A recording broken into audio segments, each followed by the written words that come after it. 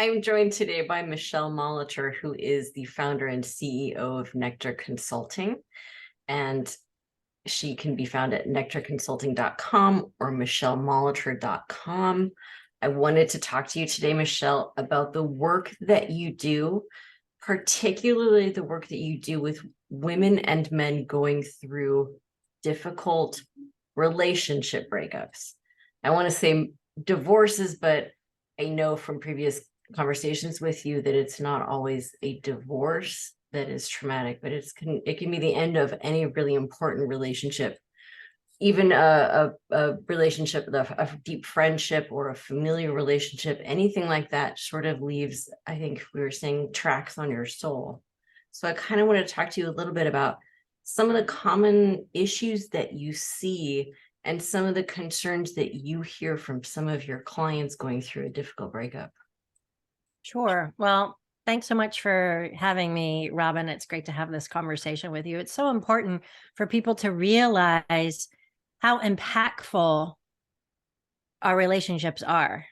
And people might be, well, of course they are, Michelle. What are you talking about? But it's the words that we say to each other and the actions that we take with each other, with people that we care about, that leave these indelible marks, oftentimes unconsciously.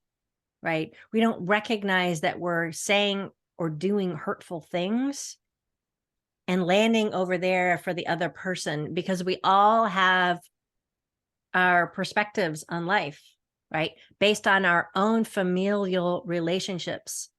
The people that you were raised by taught you a set of beliefs, ideals, and behaviors, consciously and unconsciously. And those inform you and how you move through the world to stay safe. It comes down to very basic needs. And if anywhere in your past there was some kind of traumatic event or bad behavior, shall we say, that it left a message at in your subconscious mind, and then we carry that forward. And those messages might be things like, well, who are you? You're not enough. You're not worthy. You're not valuable. You don't belong. You don't fit in. And so Like then we the move echoes through, of your parents. right? The Basically, echoes of your parents, your siblings, your caregivers, your teachers, right? And then we move through life looking for places to find safety, to find belonging and connection and acceptance. And we often find that in those intimate relationships that we have, right? Mm-hmm. But the tricky part is that our unconscious mind is looking for what's familiar. And if your familiar is bad behavior or violent behavior or angry behavior, for example, then it won't be any surprise to you if you end up finding that in the person you're having these intimate relationships with, right? That's why people are often dumbfounded. Well, if you grew up in an abusive home, why would you end up in an abusive marriage, for example? Right. Why don't you see the signs? Why don't You see avoid the it? signs? Because it's just what your system says is normal, even though it's bad and wrong and ugly, right?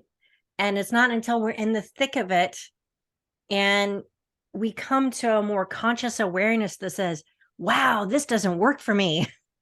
Right. This doesn't work for me. I need to do something different. And that's when the light bulb comes on and people starting pulling away to protect themselves. Now, they can't always exit in a divorce because it might be too dangerous, right? It might not be healthy. It might not be financially feasible for them. There's a lot of reasons why people stay in bad marriages. The kids are involved. The kids are involved, right? We want to protect the children. Yeah. It's interesting to me what you're saying about it's not until you get into the relationship that often you realize that you're repeating the same patterns. It's interesting that your subconscious leads you into a position without you knowing. It's like you get this crowded room of 50 people and you can find out of those 50 people that one person, even though you don't know them, that tends to be the repeating pattern. Yes. It's astounding and fascinating. That's why I geek out on neuroscience. Like, why the hell does this keep happening? Right. Right. So there's Yes. a part of your brain called your reticular activating system, right? I call them your little emotional antennae. They pick up on things. And so let's say, for example, you decide you want a new blue Tesla, Robyn. And now you're out and about and you're constantly seeing blue Teslas everywhere because a part of you is like, I'm going to get a blue Tesla, right? It's the same thing with relationships. We can consciously say, I want the, you know, tall, handsome, this, that, and the other thing, whatever you Right. is on your list, Yeah. right? Every each person's list. But underneath that, in your subconscious mind, there's a part of you that says, oh, some of these things aren't safe, right? So there's another part of your brain called the amygdala, your fight, flight, or freeze mechanism in your limbic brain, which its sole purpose is to keep you safe, right? And Amy, as I like to call her, Amy G. Dalla, she just wants to keep you safe and alive and on the planet. But if the programming that Amy took on when you were a kid that says, oh, angry behavior is normal, Right. then she's going to help you find somebody who's going to have angry behavior because that's what's normal, because our brain always moves towards what's familiar. Does that make sense? Oh, yeah. So I think the $1 million question is, how do we rewrite that so that in my example, you don't always end up with the same person in a crowded room or the same type of person? How do you make the better choice, knowing that part of the choice is subconscious and you don't even know that you're doing it? Right. Well, that's where self-awareness comes in, right?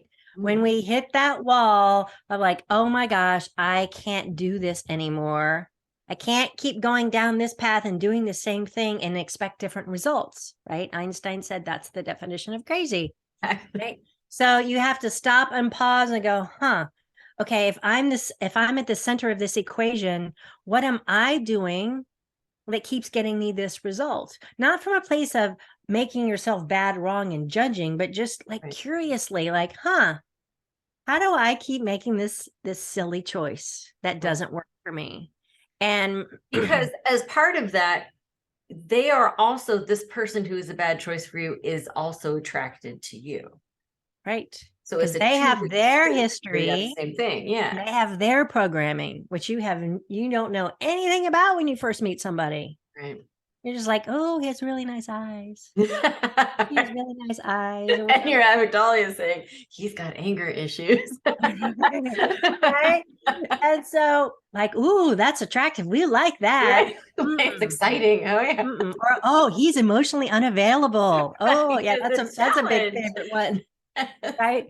And so that's at the heart of the work that I do with folks, Robyn, is they come to me with, oh my gosh, I can't do this anymore. I need to make a change, but I don't know how to make a change, and I don't even know where to look to make the change. It's like we've stuffed some of these things in dark closets within ourselves, and Amy is like, don't look in there. It's fine. Right. Don't look in Nothing to there. see here. Right. And so through a combination of coaching and hypnotherapy, I'm able to work with folks both at a conscious level, which is 10% of your conscious brain, which is coaching, and the other 90% of your brain is subconscious, which is what we work with in the hypnotherapy that allows us to get at the root causes, those moments in time where you decided, I'm not enough, or I'm not worthy, or I don't deserve to be loved or Right. valued, right? And that it's not about reliving those moments at all. It's just about noticing it and changing your mind and telling Amy, hey, Amy, guess what? We changed our mind. Here's a new set of programming. So think of it as, how often does Apple tell us we have to update our phones? Right. Right. So how often are we updating our mental programming? All the stuff that we've ever experienced is all stored in our subconscious mind. Right. So what So, you do is like a reboot. yeah, not quite a reboot. I call it rapid rewiring. Okay. So we're literally identifying the root cause, changing your mind about it, and then with a tool that I create for each client, it's a transformation recording. It's about a 30-minute recording with all sorts of really empowering thoughts and music and binaural beats in it. And you listen to it every night as you drift off to sleep because your brain loves repetition, right? So just like listening to a song on the radio in the car, you remember the words from songs how many decades ago? Right. Right. So we're doing the same thing. So we're starting to rewire your neural pathways in your brain with, I am enough. I believe in myself. I am lovable. I'm worthy and deserving of happiness and love and success. Whatever those words need to be for you, for every client I work with, they're all different. Yeah. And so that has people start showing up more confidently, more grounded, more peaceful, more calm from the inside out, helping them take off the blinders of the fear that they've been walking around with most of their lives. And from that place, like, oh, it's like someone took a box off your head and now you can see the whole thing. Like, oh, Right. now I see it really clearly. Yes, because sometimes you just need to step back Yeah. and look at it. So Yeah. what are some of the common issues that you hear from people in particular going through a divorce or have just gone through a divorce, especially because a lot of my clients are going through really nasty divorces? What Yeah. is some of the lingering effects that you hear commonly from people that you're working with? Well, when you're caught in a really negative relationship for a prolonged period of time, right? Think of it as a record groove and it goes over and over and the groove gets deeper and deeper and deeper and deeper, right? And so the things that they've been hearing, the way that other person has been behaving towards them, belittling them, talking down to them, making them bad and wrong, gaslighting them, all Yes. sorts of ugly behaviors, Right. start second guessing yourself. You start doubting yourself. Am I getting it right? Am I doing it right? I don't know.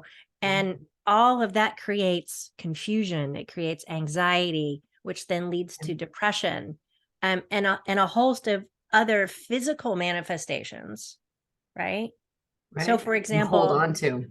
right, when we hold on to things and we don't allow our emotions to be processed effectively, then it gets caught in our system. That dis-ease very Mhm. quickly can manifest as disease. And So that's so common, it seems like, in a lot of the bad relationships that I see, is this sort of holding everything inside because they don't have either a safe space or the one person that they need to communicate these things to has blocked them in whatever way that right, is. is the person who's hurting them now. Right, exactly. And hurting them Right. the most. And Yeah. so I see it a lot. It manifests as things like IBS, Mm, chronic um, gastro issues, gut issues, mm, um, chronic pain like migraines or back pain, mm. even things like fibromyalgia or psoriasis, right? It's your system is inflamed because you're not dealing with the emotions effectively. And so it's got to come out somewhere, right? One of my favorite quotes was by a doctor from the 19th century who said, let me see if I can get this right. Um, when our emotions cannot find um, a way to process through tears, it will cause other organs to weep. Oh, Yeah, when our emotions cannot find our vent in tears, it will cause other organs to weep. Right. So you can look at all the clients that you've worked with and some of the health issues that they might not even talk about with right. you, Yeah. right? But you can see them, right? Right. Um, Yeah. Oftentimes that's because of the emotional pain that they're not dealing with. They don't know how, they don't have the tools, Right. um, because our body is always talking to us, but we're not always listening. Yeah.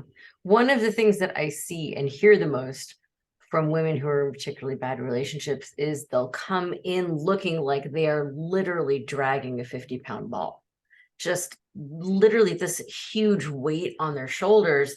And generally, one of the first comments that they make is, I feel like I'm going to get this wrong too. Like he Mm. tells me that I do everything wrong, he told me that I'm going to hire the wrong attorney, and that, you know, all attorneys want is just take all of our money and just prolong everything and make everything worse. He told me I couldn't raise the kids. I couldn't, you know, take care of the finances or whatever. It's this belief system that they've adopted and almost owned. And it's that almost, that's why they end up with me. But some people completely own it and don't realize it. And Yeah. It's like, because they've been programmed yes, by that other person to believe yes, that they're not worthy, they're not deserving, they're not capable, they can't do it. right. And I'd And be it's willing not to always bet. overt like that. It's not Right. always them actually saying, "Oh, you're worthless," or "You don't deserve this." It's very rarely, in fact, them coming straight out and saying that. It's all of the other little Yeah. day-to-day snide comments, the, "Oh, well, of course you didn't do." Side glances, all of that. Yeah, It's what chips away and chips away and chips away and chips away at a person's sense of value and worth, their self-confidence, their self-esteem, right? And the more that gets chipped away, the harder it gets for people to find their way out of that hole. right. But in our previous conversation, we've had that it's about dignity. Yes, It comes absolutely. back to dignity, and that's a huge Absolutely. issue. Yes, indeed. So dignity is something we're all born with. It is our inherent value and worth. You can look at a picture of an infant and go, of course, that child has dignity. Of course, that child has value and worth. Mhm. But we often don't see ourselves in that same light. Many people don't. And so when we violate someone's dignity, oftentimes unconsciously, Mhm. we're chipping away, chipping away at their sense of value and worth. And learning how to stand in your own value and worth is the first step, but then also learning how to communicate with dignity to others Mm. and yourself is also a really, really important step, Yeah, because we're not often taught consciously how to speak in a way to someone that honors their dignity. And what I mean by that is, what are the ways that they can best hear you? Because how I communicate and how you right. communicate are two different things, right? Your Yeah, perspective, my perspective are based on our unique life experiences. And so, and this is very common. People move through the world like, well, I'm just going to do it my way, and you're going to do it my way because my way is the way, right? right. Yeah, Right? How could there ever be because it any other works. way? My way works. Right? It works for me. Why wouldn't it work for you? Right. And so it's about helping people recognize that other people do things differently, and they Right. see things differently, and they process things differently, and learning how to speak into their listening in a way that lands in the way you intended it, Right. versus bouncing off their shields that they've put up to protect themselves. Right. And that's kind of two ways as well. That realization that the way that you communicate with somebody else is being interpreted through their own filters, but the way that they are communicating is also being interpreted by your own filters that you may not be aware of. So often I see communication issues, and this is something that we're going to talk about in a lot more in detail because this is a big issue, I think. I see a lot of miscommunication because there's this underlying need for validation, or especially after divorce, where one party needs to be validated by the other, and they're never going to get that. And it's Yes. the way that they're asking for that validation that is almost guaranteeing that they're not going to get it from the other side.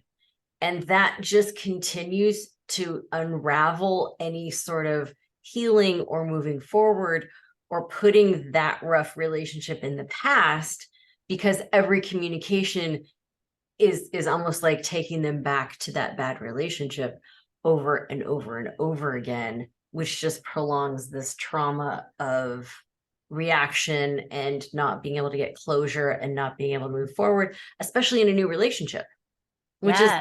I think, what most people want when they come out of a bad relationship is to find another one, because most people want to be connected with somebody else. But they have these tremendous hurdles and barriers in place to finding that person, because they've got the self-doubt of, I don't want to do that again. Right. That didn't work. Let's not do Right, that didn't again. work. Right. But then there's also the, how do I trust myself to not make that decision again? Because I don't know how I did it the last time, or the time before that, or the time before that. Right. So then a lot of people get stuck in that stasis of, okay, I'm good where I'm at right now. I don't know how to move forward. And that sounds like what you work on is getting the okay with yourself to allow you to do whatever, whether that's going into a new relationship or moving on to your life or a new job or whatever. Right. Absolutely. And so you made a really good point in that when those events happen, those traumatic events, whether they're small, medium, or large, they leave a mark, right, on our heart and our spirit. And as we move through life, when we come upon any event that looks remotely like it, your amygdala goes, hey, whoa, I don't know about that. That's not safe. Don't go there. Right. That's where that resistance comes in. Like, oh, look, squirrel. Like, do something else. Don't go there. Ah, right. And because it's reminding you of when your dignity got violated at some point in the past. And research shows us, MRI research shows us, that when your dignity gets violated, it has the same impact on your brain as if you were being physically attacked. So your whole body's that's like, why you whoa. react. So like, I Right. have to respond. I can't let him get away with saying that. I have to protect myself. Yes. All of that. That's where we get the knee-jerk reaction, because your amygdala literally hijacks your prefrontal cortex, the front part of your logical thinking brain, and your emotions take over and go, ah, right? That's where all the hair on fire, the freeze, the fight, or the terrible emails. Right. All of those come in. And so helping people find a way to respond versus react. Right. So when you get triggered, your amygdala hijacks your prefrontal cortex. Like your logical brain literally goes out the window. And sometimes that lasts for a few seconds. Sometimes that can last for minutes or even a whole day. Right. Yeah. And so by pausing and breathing, taking it literally just a few deep breaths, that helps bring you back to the present moment so that your logical mind can come back online, and then you can respond from a more thoughtful place versus a reactionary place based on fear. That's huge. That's the stepping back. Yeah. And it's difficult to do in the moment when you're really triggered, but it's about training yourself. Like, okay, that's interesting. Right. Let me pause and let me think about that for a minute. So that's a really great phrase that everybody can use who's listening, right? That's interesting.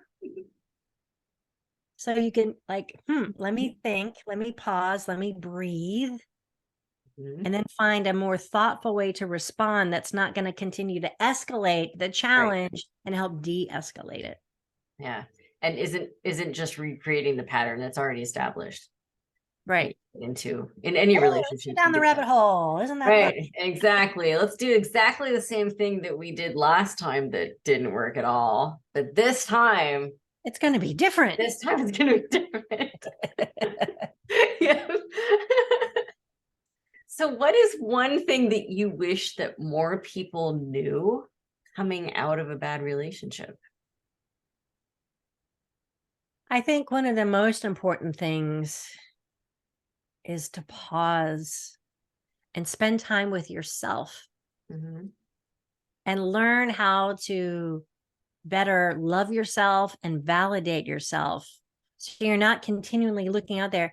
Am I okay? Am I okay? Am I okay? Am I okay? Right. And so realizing that no one can steal your dignity. No one can steal your value and worth, but you can give it away. So pausing and noticing, just getting curious from a place of love and compassion with yourself. Mhm. Have I given away my dignity here? Have I given away my sense of value or worth? And if you have, then what do I need to do to reclaim it? What are the wounds that I need to heal to reclaim all the pieces of me and call them back into me, so then I can go back out into the world, into a next relationship as a whole person, Right. right? And find the other whole person, not your puzzle piece, because we don't need a puzzle piece. We just need another whole person to be in connection with, because as humans, we are hardwired to be in connection. Yeah. And through my work, I've realized, especially now more than ever, we're having this crisis around the world. There's a lack of acceptance, there's a lack of belonging, and a lack of connection. Right. The great disconnection. We're super connected with email and FaceTime and text messages and Apple Watches and Zoom calls, and we're more isolated than ever Yeah, and more lonely than ever. Yeah. absolutely. And so that's at the very heart of my work, is that it's the ABCDs, the helping people create acceptance, belonging, and connection with themselves and others, and owning their dignity. That's awesome. Well, I'm going to end with that. And we are going to do another video on communication and how to communicate with dignity, because I think that is such an important topic. So I look forward to our future separate discussion on that topic. So thank you for joining me, Michelle. Thank you. This is a joy. I appreciate it.